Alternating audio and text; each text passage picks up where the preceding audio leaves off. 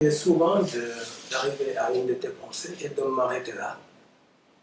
Parce que c'est comme si je me disais, mais Souleymane doit être quelque part très attentif, sinon très lié à la pensée de Serigne Cheikh.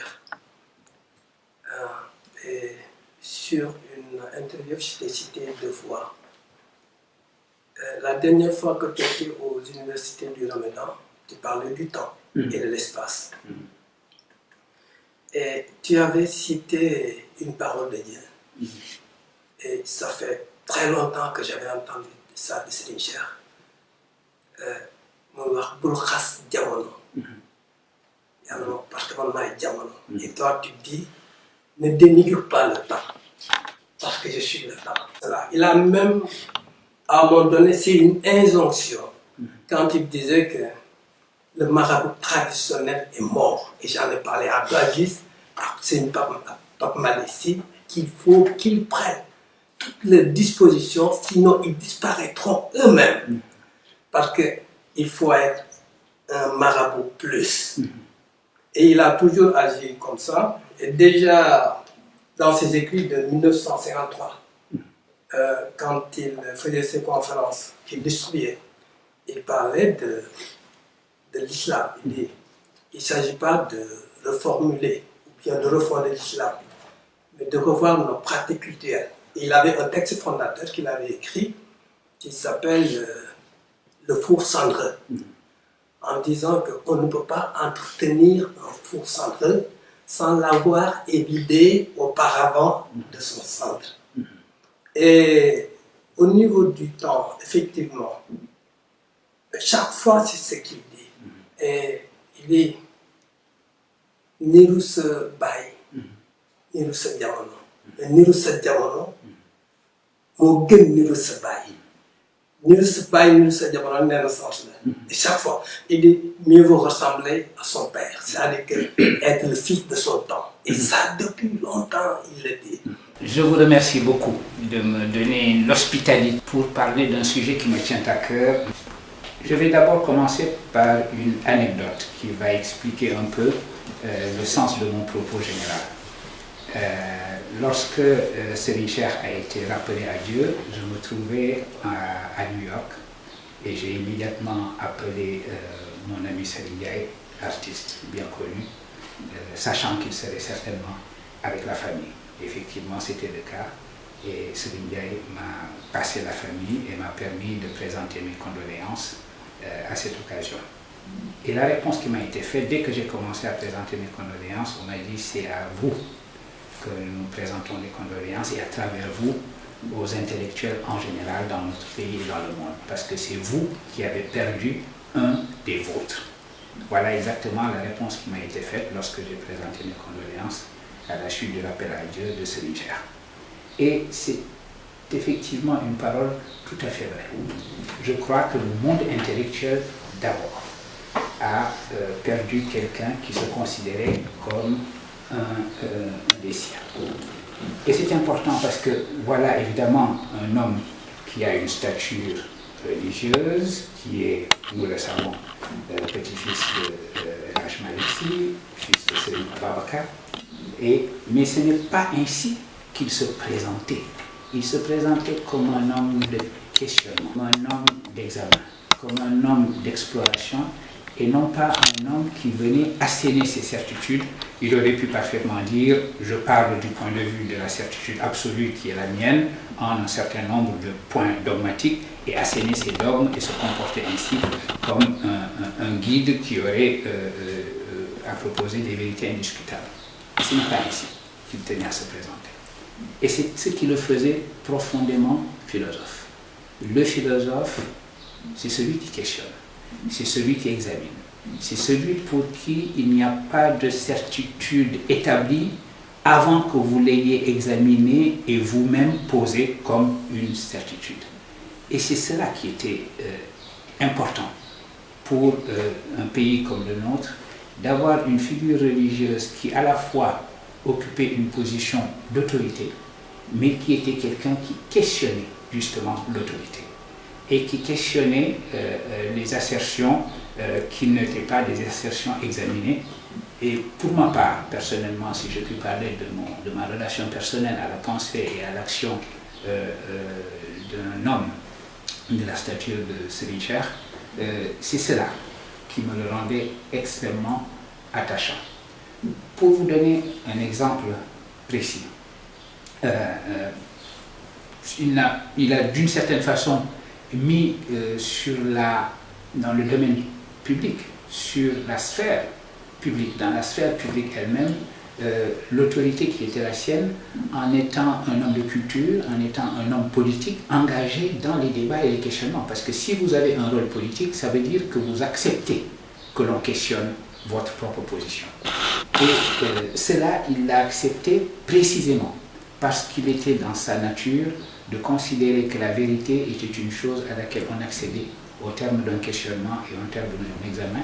Il a accepté cette posture politique parce qu'il était profondément philosophe. Et il était un penseur du temps. Vous m'avez demandé ce qu'il en est de l'inspiration que ma propre réflexion pouvait trouver auprès d'une personnalité comme Serigne Cheikh. Eh bien, le sujet de ma réflexion permanente, c'est le temps. Je considère quelqu'un dont la réflexion porte sur principalement deux objets qui sont liés. Un objet, c'est la traduction, et un autre objet, c'est le temps. Et Serigne Cheikh était un penseur du temps. Dans le sens suivant, vous savez, la religion islamique est une religion qui s'est quelque peu pétrifiée dans sa manière, dans nos manières de penser. Nous autres musulmans sommes à un moment donné tombés en deçà des exigences de notre propre religion et nous avons pétrifié notre réflexion en étant ignorants d'une qualité du temps qui est d'être créateur. Le monde musulman a tellement répété qu'il fallait se méfier de l'innovation que nous sommes devenus un ensemble de sociétés totalement timorées et incapables au fond d'embrasser les temps qui changent. Et la grande leçon, si je devais résumer le sens qu'a eu pour moi la pensée et l'action de Serigne Cheikh, je dirais que la grande leçon qu'il nous a administrée, c'est qu'il ne fallait pas avoir peur du temps, qu'il fallait au contraire embrasser le temps, c'est-à-dire embrasser son temps et embrasser une certaine philosophie du temps. Pour être précis, il est répété, et c'est un peu une incantation à laquelle on ne donne pas toujours le contenu qu'il faut, qu'il faudrait aujourd'hui mener un effort d'interprétation et de réinterprétation, l'ijtihad. Qu'il faudrait une revivification de la pensée islamique, une reconstruction de la pensée islamique, qu'il faudrait un renouvellement, le fameux tajdid. Donc, on attend un mujtahid ou un mujaddid. Mais on ne voit pas toujours les implications de cette exigence-là. Par exemple, si vous regardez les textes classiques de jurisprudence, on vous dira que la condition pour être mujtahid, c'est de connaître évidemment la totalité du Coran, savoir quels sont les versets abrogeants et les versets abrogés, avoir je ne sais combien de centaines de précédents à l'esprit, etc. C'est-à-dire que toutes les exigences qui sont posées, tous les réquisites pour être mujtahid sont des réquisites qui viennent d'une connaissance du passé. Autrement dit, on vous demande pour cela d'être capable de répéter le passé et de répéter les précédents. Au lieu de vous dire que la condition première, c'est que vous ayez une intelligence pleine et entière de l'époque où vous vivez. Si vous devez penser et repenser et réinterpréter la religion à la lumière de l'époque à laquelle vous vivez, la première connaissance que vous devez avoir, c'est la connaissance de votre époque, dans sa configuration générale et planétaire, au lieu d'être totalement myope sur des textes ou des précédents qu'il faudrait simplement répéter, parce que là, vous continuez à être totalement rétrospectif, à regarder vers le passé, au lieu de regarder vers le futur en étant pleinement dans votre temps. Et ça, c'était la grande force de Serigne Cheikh. comprendre le monde dans sa totalité est la condition première pour relire, revivifier de manière permanente cette religion qui est la nôtre et qui est l'islam. Je parle sous le contrôle de mon ami Serigne. Je crois savoir que le cheikh avait déclaré à une époque qu'il ne parlerait pas à quelqu'un qui n'avait pas voyagé. Oui. Quelle est la signification de cela? Évidemment, si quelqu'un n'avait jamais voyagé, n'était jamais sorti de son village, il l'aurait accueilli avec faveur, avec bienveillance, etc. Mais qu'est-ce qu'il voulait nous enseigner dans cette parole-là? C'est-à-dire, c'était une manière de nous dire que vous ne pouvez saisir la vérité d'une assertion ou d'un fait que si vous placez ce fait dans un contexte plus général. Si vous n'avez jamais connu que votre propre langue, votre propre environnement, votre propre village, si vous n'avez jamais projeté quoi que ce soit sur l'horizon du monde, vous n'êtes pas en mesure de penser votre temps, vous n'êtes pas en mesure de penser ce qu'il faut faire. Et donc, cette exigence d'avoir une intelligence profonde de la configuration du monde pour pouvoir y agir, c'était la leçon de cette assertion de ce Niger. Et ça, c'était très important. Comprendre son temps dans sa totalité est la première condition pour être un bon mujtahid et non pas la simple récitation de textes et de précédents. Vous savez, on considère que le savant, le alim, est celui qui connaît parfaitement tous les précédents que vous trouvez dans le madhab de l'imam Malik, dans le madhab de ceci ou de cela. Que serait une connaissance qui consiste simplement à pouvoir réciter des précédents et à essayer d'enchaîner le présent et le futur à la signification de ces précédents? S'il ne s'agit que de précédents, vous pouvez confier cette connaissance-là à des machines. Les machines le feront mieux que vous. Entrez tous les précédents que vous voulez dans la mémoire d'un ordinateur et rendez-vous compte que cet ordinateur fera ce travail-là mieux que vous. Maintenant, qu'est-ce que vous allez faire? Quel va être votre propre apport dans la réflexion? Justement, il ne s'agit plus de réciter ce que l'ordinateur fera mieux que vous, mais il s'agit de penser ce que l'ordinateur ne pensera jamais. Et ça, c'est une leçon importante de ce Nietzsche.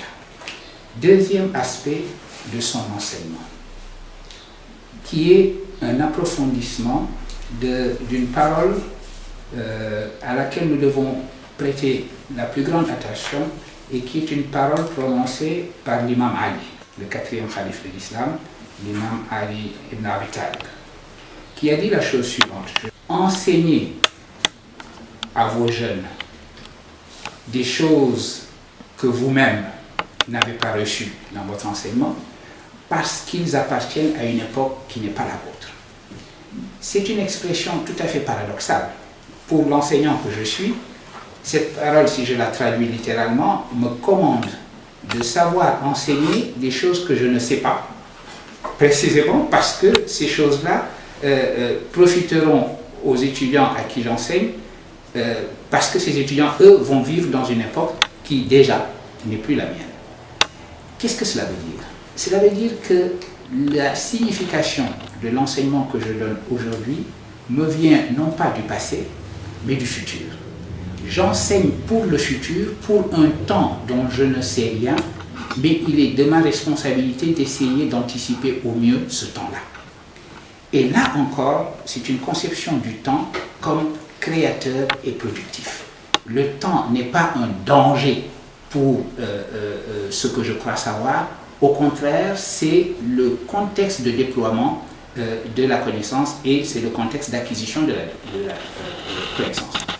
Je dois apprendre à apprendre, parce que c'est la seule manière de répondre à ce paradoxe.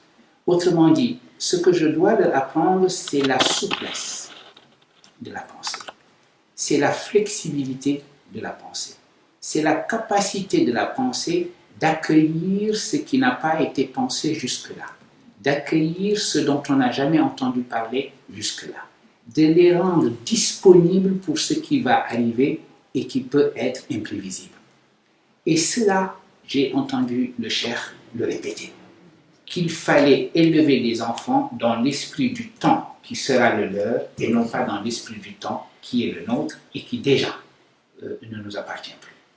Voilà encore une fois l'une des raisons pour lesquelles j'ai dit tout à l'heure que Serigne Cheikh est un penseur du temps, penseur de la totalité.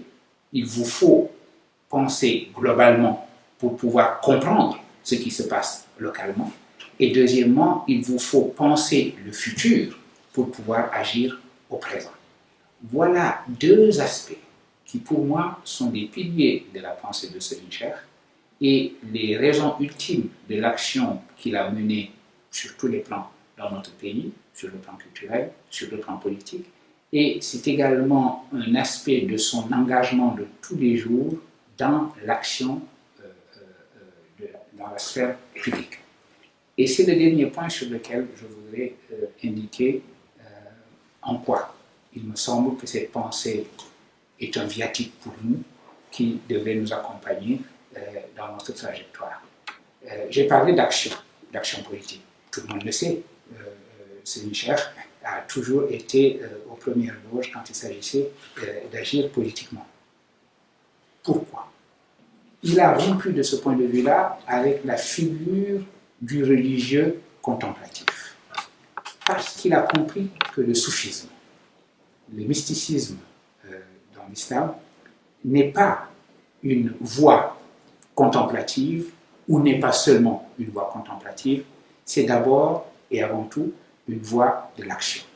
Il est de la responsabilité de l'humain d'agir dans le monde pour le transformer.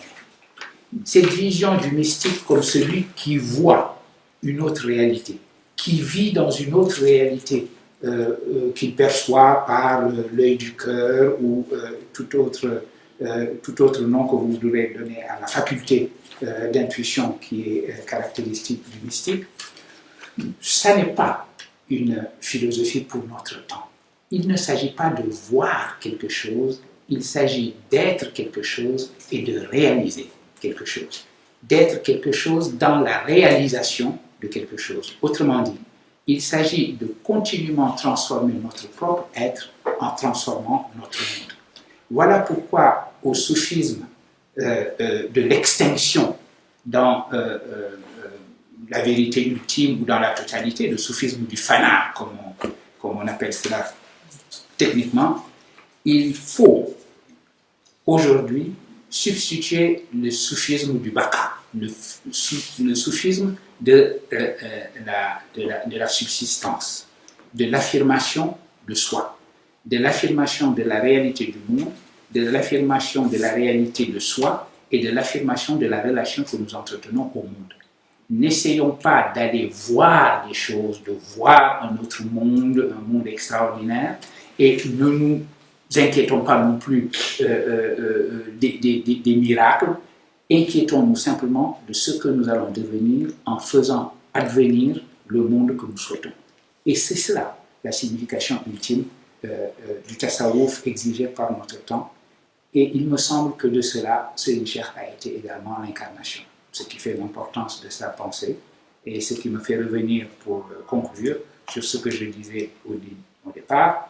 Effectivement, avec son rappel à Dieu, c'est véritablement le monde intellectuel qui a perdu l'un des siens, mais dans le monde intellectuel, une fois que j'ai dit cela, j'ajoute que dans le monde intellectuel, on ne perd jamais une pensée qui, par nature, est en mesure de nous éclairer et de continuer à nous éclairer.